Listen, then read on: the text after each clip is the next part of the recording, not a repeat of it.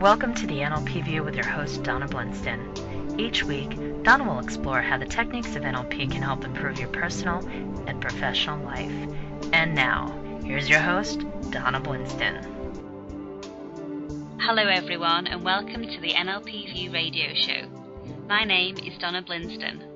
On today's show, I am joined by Grant Soosalu and Marvin Oka, the founders and developers of mBIT, multiple brain integration, using the advances in neuroscience to identify the complex and functional neural networks in both our heart and our gut.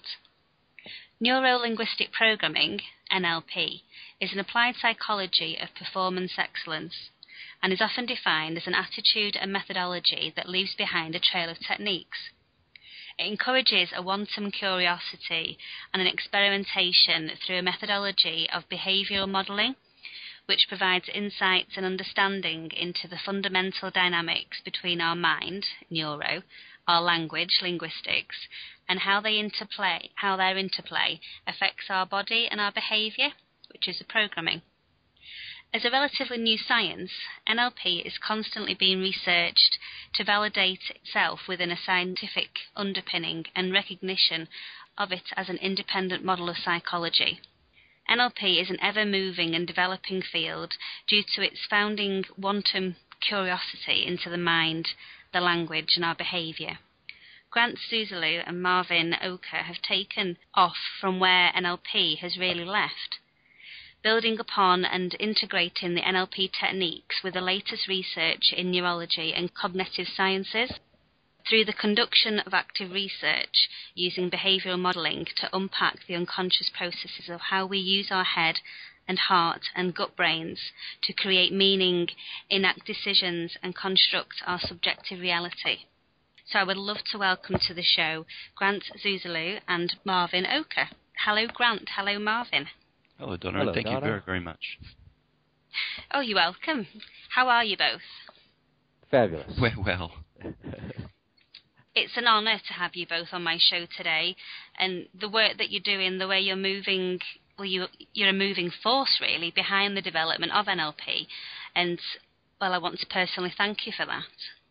Well, thank you. It's great to be on the show. Thank you. Thank you You're very welcome. much. Before we start, could you tell our audience a bit about yourselves? I was going to say, Grant, why don't you start?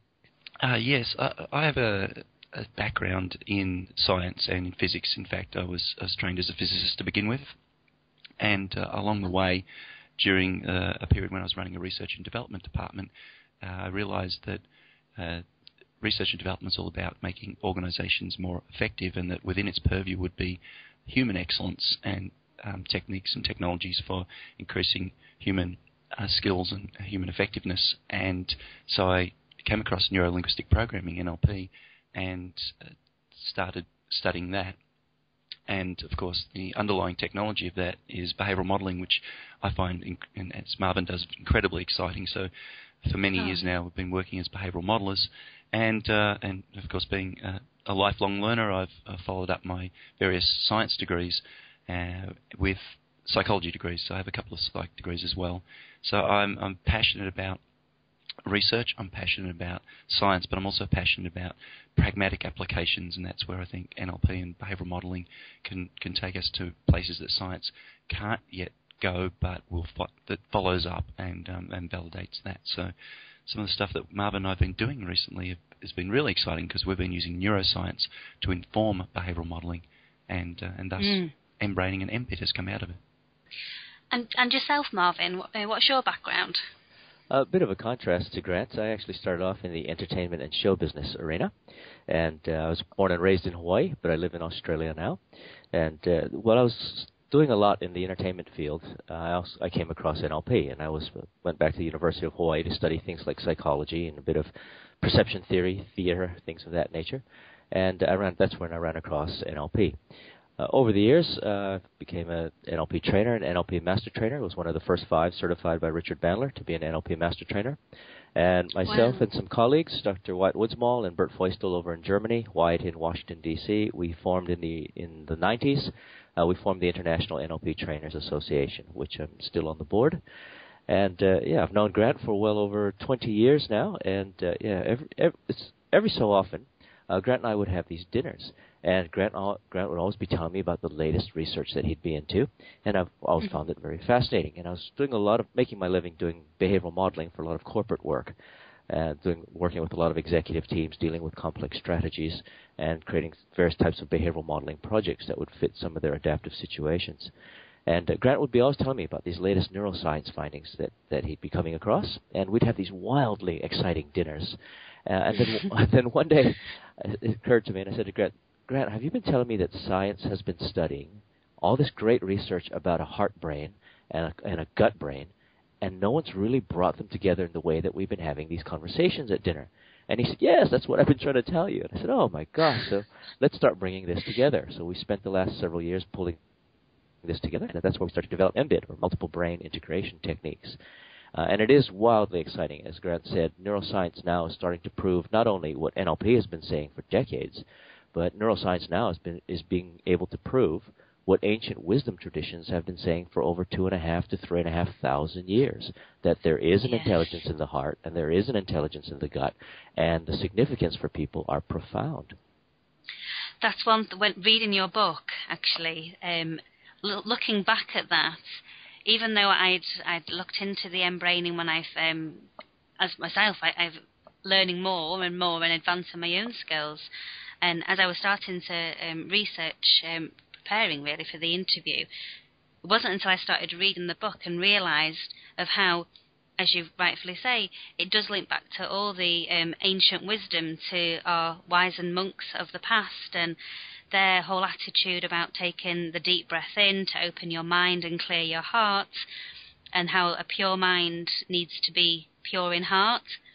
All these things, as you say, that's been there for decades, centuries upon centuries, that we repeat and we see all the time in mantras and inspirational quotes, and philosophy, I can't even say that word, still can't say it. Philosophical. That's the one, thank you. Views that are out there that we repeat, but it's not until you think about them that they're actually telling us, and we're repeating what you're researching. Yes, and as Grant's pointed out, it's a combination of what neuroscience is saying combined with behavioral modeling. So what Grant and I did is we looked at what the neuroscience was saying, and that informed our behavioral modeling. We didn't just stop with science. We took it a bit further and said, well, what science has proven so far, how should that be able to show up in human behavior? And can we find any exceptions? When humans do whatever they do, can science at least go part way in explaining a lot of that? What models can we come up with then? And as you say, ancient wisdom traditions and philosophies have been saying so many things for many years, that there's a reason why the heart is very, very important, and why the heart needs to lead. In traditional Chinese medicine, they have a phrase called "the heart is the emperor." And this translates into a lot of our techniques around how the heart leads, and that the heart intelligence actually needs to fuel the head intelligence, and not the other way around. Because if the head intelligence starts, well, the head can come up with all sorts of stories and sometimes freak out the heart. As we know it in NLP, the head can come up with all sorts of internal representations. It can make pictures in its head. It can say things to itself. It can create all sorts of sensations by what's going on in the head. That the heart can become incredibly either disempowered or disheartened, or it can be enlivened and joyful at the same time. But to start with the heart, to start with what's important with people, to start with your values and deep-set feelings, and let that then drive your head, is a lot what NLP is saying, where things need to start with a state first. If you can access an internal state, then that changes a lot of your internal strategies and your external behaviors. It does, and it informs and dictates our subjective experience. Exactly. And certain classes of heart-based intelligence or heart-based functionings have different qualities. Hence why we see so many different philosophical approaches and wisdom practices all advise that we start with a sense of compassion first. And in our work, we call this one of the highest expressions of the heart, and it's naturally integrative with the head and the gut brains as well. There's something very unique about compassion, and it's related to what you said earlier around how the breathing processes that are involved. there are two parts of the autonomic nervous system, and it's interestingly enough, NLP in the early days, NLP, well, it did mention the autonomic nervous system very quickly in one of its earlier books. It didn't go much farther with it. The autonomic nervous system has two arms. It has the sympathetic and the parasympathetic, which is responsible for, the sympathetic is responsible for our stress response, our fight or flight syndrome, and our parasympathetic is responsible for our relaxation and if it goes too far, some apathy and depression type states. And these two systems need to be in balance. And science has shown that one of the mechanisms that keeps the sympathetic and parasympathetic in balance is breathing. And there's a particular way of breathing that allows the sympathetic and parasympathetic systems to come into what's called coherence, where it was, as measured through heart rate variability, we start to find a beautiful sine wave start to emerge through a particular breathing pattern that we've embodied in mBIT. And this is why every spiritual practice, every wisdom practice, almost practically most health practices, they all have some kind of a breathing component into it because it's a gateway straight into balancing the autonomic nervous system. And when that happens, then you can access higher order functioning states such as compassion or courage or creativity. Yes, and that's something that we see in multiple disciplines outside of psychology per se, with regards to a lot of our Tai Chi and other, I suppose, well, in a lot of ways, we often will go to that form of an exercise in a way to control stress or anxiety, in a way of calming and controlling ourselves, of that whole thing of a more centered sense of being. Yes, exactly. Which will then, it's that whole balancing yourself and aligning yourself so that your purpose, your identity, your sense of self is all integrated in one. Yes, exactly right. And there's three aspects to the breathing, which is, or in the breathing processes. So one is there are times, as you say, in certain types of activities, you might need to alter your breathing pattern to stimulate the sympathetic system, or you need to amp up a little bit. So if you're going to do some pretty extreme sports, for instance. But there's other times we've had a stressful day, and so we need to actually more emphasize the parasympathetic mode so we can start to relax. Then there's other times when we need to get into higher order states of consciousness, where we need more of a balanced state or a coherent state between the two functions of the autonomic nervous system. And again, the breathing and some physical activities make a difference. And as you say, part of it is now integrating a greater sense of both calmness as well as higher effectiveness within a sense of self, expanding one's sense of identity. And we find that that's one of the functions of the gut brain, not the head brain. The gut is going to be responsible for certain classes of things, such as core identity. And hence why when people talk about, they have a gut response or feel things in their gut, the neurolinguistics of that is indicating what's actually occurring in the gut. And we find three things the gut is particularly responsible for or good at. One is maintaining your core identity. Another is safety and protection, or your boundaries, your sense of boundaries come into play. As well as, thirdly, mobilization or going into action. We hear it in the classic neurolinguistics. If someone has guts or they don't have the guts to do something, it means they don't have the courage or the will to act. When someone often has a gut instinct in times of danger or fear, you can start to find the gut is responsible for maintaining safety and protection. Many martial arts train the gut area to work from. And again, when people can feel it in their gut, or they need time to, if you listen to the gustatory predicates from a neurolinguistic perspective, when people say things like they need to digest that, or they need to chew on that for a while, it's all referencing the gut or the digestion system into assimilating it back into self, assimilating something new into self. I found the whole gut brain very, very interesting and intriguing from a nurse perspective, from the medical side, especially when we look to think that it's only over 100 years ago now, that a Dr. Michael Kirshens, who discovered that we have a complex local nervous mechanism in the gut that attributed to the ability of the gut to function autonomously, and that it wasn't dependent upon instruction, if you like, from the heart or the brain. with regards to the function of the bowels and that the whole senses of the knotting up, linking into like your irritable bowel syndrome and that side, which I guess links into what you were saying, Marvin, of how from a semantics point of view, the language that we use referring to you feel it in your gut or something doesn't feel right. People often will tell you to listen to your gut. What's your gut telling you? Your gut instincts. Yeah. Where did you and I suppose your work, where did that take you when you started looking at the history and linking in your findings and the neuroscience? Where did that side of the previous history and research start taking you in the development of mBraining? Yeah, Grant's in a much better position to answer that. So over to you, Grant. Thank you, Marvin.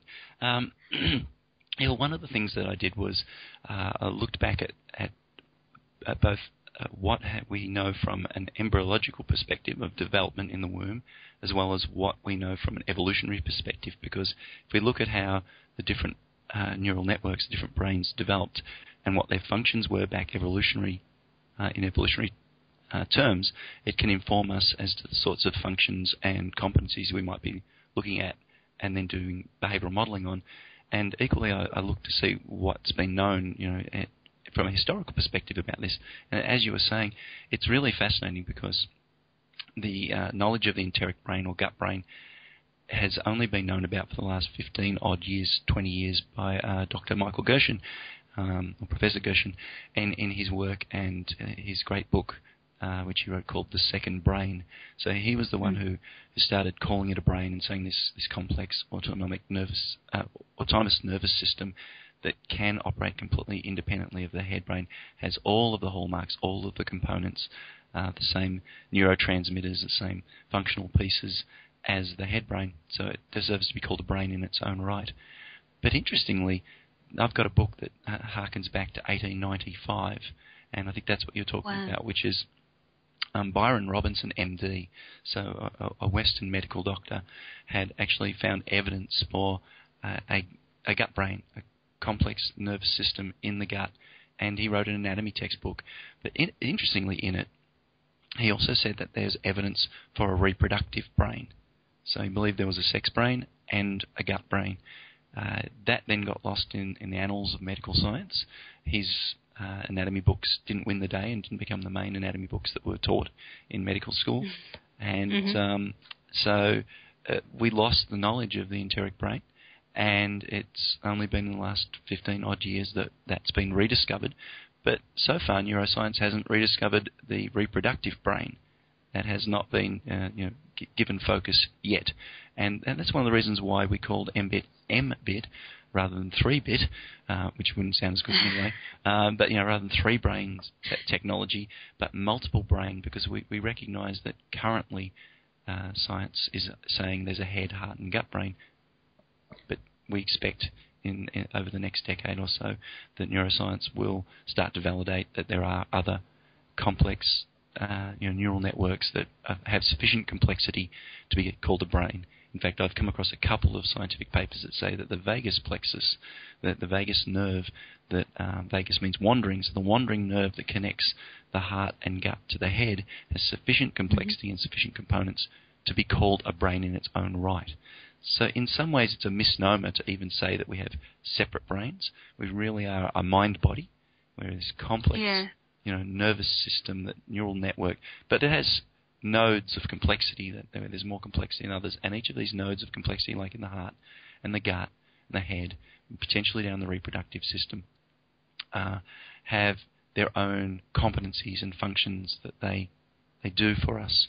So in mBIT we talked about the prime functions and then the core competencies that we modelled from using the neuroscience findings and the medical findings to directionalise the sorts of things we were looking for, and then we'd go out and find exemplars, people who were incredibly good. For example, we found that courage and fear, two sides of the same coin in terms of two sides of the autonomic nervous system response, and we went and found exemplars of courage and people who also were very responsive to fear, and we behavioural modelled how they did themselves subjectively in doing courage and fear, and some really fascinating work came out of that.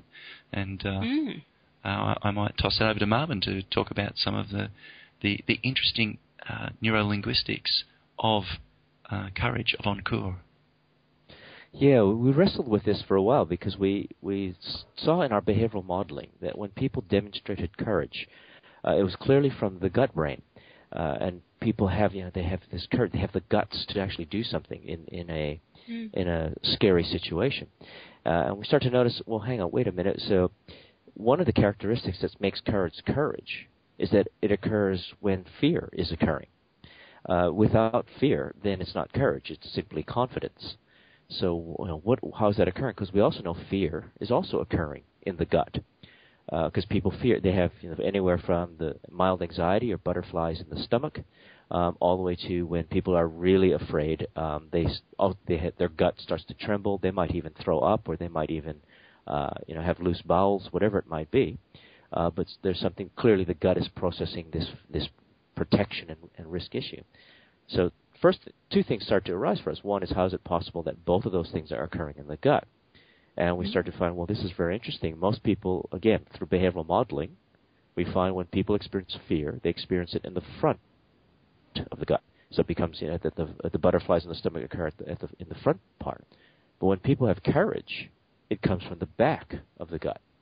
And again, you hear it in neurolinguistics when people say people need backbone to do something. Or people who have been in courageous situations always describe it as feeling pushed into the situation. Nobody who is courageous says, I got pulled into the situation. But we also then said, well, hang on, we've got a second anomaly going on, because the etymology of the word courage is French. It is encore. It means from the heart. So how can courage come from the heart? What's going on here? And we start to explore it more, again, informed by neuroscience, again, but however not limited to it. We looked at the behavioral modeling aspects and started to find people who went through courage, and not just went from everyday courage, but also Grant found a fantastic role model of someone who was under gunfire and actually was being had to protect about 100 people within a war-torn country. And what he had to do, a gentleman named Will Scully, and what he had to do to actually muster up the courage of things. And we find a very obvious pattern starting to emerge, which is, why would someone have courage to push through fear? They literally use those words. I pushed through fear. So something from the back pushes through to the front of their gut. Why would someone bother doing this? Well, we find through our behavioral modeling, it's because there is a core value from the heart that is more important than the fear. Whether it's protecting loved ones, or it's protecting a core sense of values, where it's fighting for freedom for your country, whatever it might be. But there's a core value from the heart that then sends a directive down to the gut that says the value is more important than the sensations of fear. So the person then pushes through that fear and uses a different part of their gut brain to do that. So here we find this fantastic set of ways of unpacking what we're seeing in real life regarding fear and courage, but also the relationship between the heart brain and the gut brain in this particular case. Wow, it's so fascinating. It's so fascinating. I mean, that links into all of our your motivation, which one of the prime concerns, one of the primes of the gut brain is mobilization. Yes, so I guess that links into the motivation from the heart that's then, in effect, mobilizing the will of the gut. Exactly. And we've got different types of motivation that are in play as well. We've got the ones that are, as you're just pointing out, driven by values from the heart. And so the communications from the signals from the heart go down to the gut, and therefore the gut acts upon these values. That's why it's important to start with the heart. At the same time, we've also found people, particularly athletes or people that are very big on a consistent exercise regime, for instance, sometimes they can go just straight to the gut, and they just simply have, it's the classic Nike phrase, just do it. And it's one of those where the gut just goes into action. They've trained their gut to just act, despite how they're feeling otherwise. And so they might have certain kinds of emotional feelings in the morning where they don't feel like exercising and it's cold and they'd rather stay in bed, but the gut takes over and the gut says, we're just doing it. Right? They just go into action. Then they bypass any rationalization of the head or any limiting feelings from the heart, and they just go forth and just act. And in some ways, it's fantastic and it's very empowering, but it does need some ecology around it. Otherwise, it could get you into all sorts of trouble as well. Yes, very true. Very true. It's also the structure of impulsiveness. That's right. Which I guess then would link into us and our meta programs and our personality traits. Yeah, most certainly. I'm conscious of our time, which is going past so quickly. How can we use this as coaches and as individuals to inform ourselves for more self-awareness as the coach in order for our clients, but also as a coach for ourselves and for individuals for ourselves? Oh, there's so many things for coaches. Grant and I, we have an entire 4-day program for coaches because there's just so much to unpack. The first thing is making sure that when you're working with a client, that they are in an autonomically balanced state to begin with, and that starts with some basic breathing. The basic pattern, just to do it very quickly, is if they can start to, roughly for most people, this pattern works, which is to breathe in roughly at the rate of about a 6-second inhalation and a 6-second exhalation. And if they just need to do that for just about a minute or two before they start. If they're overly sympathetic, overly stressed, or if they're overly parasympathetic and a bit lethargic or depressed, it's very difficult to work with the client in that particular state, very difficult to access resource states. And even their statement of what they want, their goals or their problem, can be very skewed if they're coming from an autonomically imbalanced state. So first step is breathing. The next step is, regardless of what they say about their particular issue, is simply have them check in with all 3 brains. Simply just notice what their head is saying about the issue.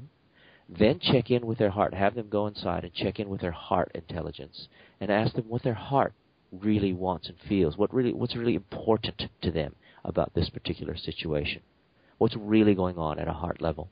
And then have them check in with their gut.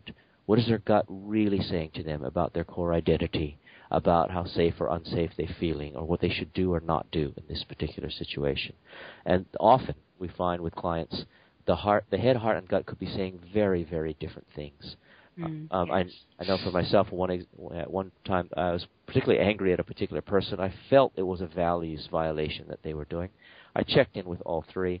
My head was running amok with this wonderful story about how they've done me wrong. My heart actually felt a lot of care and compassion for them. It really still felt a lot of connection, and I really wanted to stay connected with them. And my gut was absolutely fine. My gut was saying, you're talking about meta programs, my gut was saying different strokes for different folks, no problem. Yeah. And I thought, that's amazing. My gut actually doesn't care. My heart wants to stay connected. It's just my head running amok with a whole bunch of internal dialogue. And until then, I thought I was mad at them. So good. And now, once they check in with all 3 brains, the goals can change dramatically. What they think their issue is can change dramatically, and you're at a much wiser place to begin with. There's so much more, but that's a great place to start for coaches. That is brilliant, Marvin. Thank you ever so much for sharing that. Would you mind sharing how people can get in contact with you and your website details and where they can buy your book, mBraining? Fantastic. Grant, over to you. You've got all the details. Absolutely.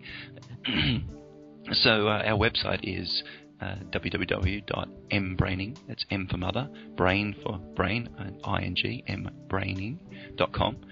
And on that website we've got all our contact details. We also have a link to our Facebook page, and we post every day fascinating new research pieces and positive things that are about the heart, the gut, the head. Everything from ancient wisdom through to modern neuroscience is up there every day. The book is available on Amazon and on our CreateSpace e-store, and of course you can always order it through Amazon or to the e-store. Brilliant. Thank you. And thank you to both of you for joining me today on the show. And thank you to all of our listeners for tuning in today. If you'd like to learn more about NLP, then tune in each week and also visit my website, www.donnablinston.com, where you can pick up a copy of my best-selling book, Psychobabble, a straightforward, plain English guide to the benefits of NLP. Also visit theorganicview.com and sign up for our newsletter, which will keep you updated with the upcoming shows, guests and online workshops. In the next live workshops, we'll discuss how NLP can be used to improve your relationships both personally and professionally, learning NLP techniques that will enable you to see events and problems from multiple perspectives and to find out what is really important to you in a relationship. And once again, a huge thank you to you, Grant, and to you, Marvin. It's been an honour having you today. Great. Thank you, Donna. Really appreciate it. You're more than welcome. Bye-bye.